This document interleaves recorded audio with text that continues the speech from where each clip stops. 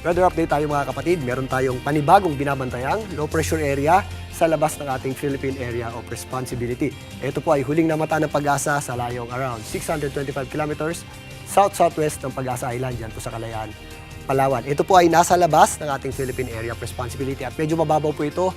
Hindi natin ito inaasahang maging bagyo at hindi rin natin ito inaasahang makapasok sa loob ng ating Philippine Area of Responsibility. Pero yung kanyang trough ay nagpapaulan po sa ilang bahagi ng Palawan, Basilan, Sulu at Tawi-Tawi. Ito namang shear line at ang ating easterlies ang nagpapaulan sa ilang bahagi ng ating bansa at ito pong northeast monsoon o yung ating amihan ang nagdadala po ng patuloy na malamig na panahon sa malaking bahagi po ng Luzon. Kasama na po dyan ang Metro Manila. Dahil po sa ating easterlies, meron po tayong mataas na tsansa ng pagulan sa ilang bahagi ng Mindanao, particularly sa rehiyon ng Caraga. Kasama na po dyan ang Northern Mindanao.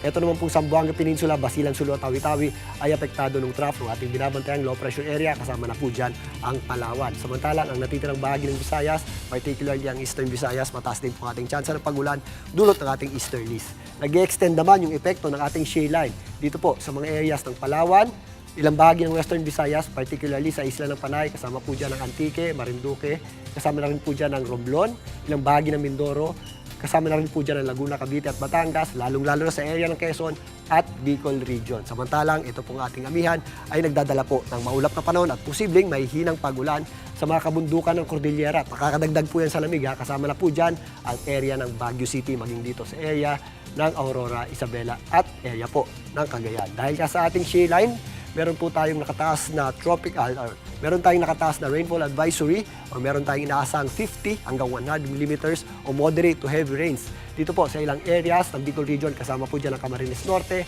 Camarines Sur, Catanduanes, Albay at Sorsogon. Dito nga sa Metro Manila, magpapatuloy po ang maliwalas na panahon, lalong-lalo na tuwing umaga hanggang tanghali. Pero pagsapit ng hapon, nagiging maulap po ang panahon natin at possible po yung ating mga isolated na may hinang pagulan lamang dahil nga medyo malamig na yung ating panahon. At sa mga papasok nga ng medyo maaga, nahihirapan tayong maligo dahil magpapatuloy pa rin po yung ating malamig na panahon, lalong-lalo na sa gabi at madaling araw. Kaya ugaliin po natin ang pagdadala ng anumang pananggalang sa lamig, lalong-lalo na sa mga walang kayakap sa gabi at madaling araw at para makaiwas na rin po tayo sa sakit, kagaya po ng meron ako, ubo at sipon, at yung ating lamig ng panahon po, magpapatuloy pa yan o lalamig pa po ang ating panahon hanggang katapusan ng January hanggang unang bahagi ng February. Diyan po natin nararamdaman yung ating peak ng lamig ng panahon. At bababa na po yan pero mag-extend pa po yan hanggang huling bahagi ng February at unang bahagi ng Marso hanggang pumasok na po ang panahon ng tag-init. So maganda pa rin po tayo sa magpapatuloy na malamig na panahon.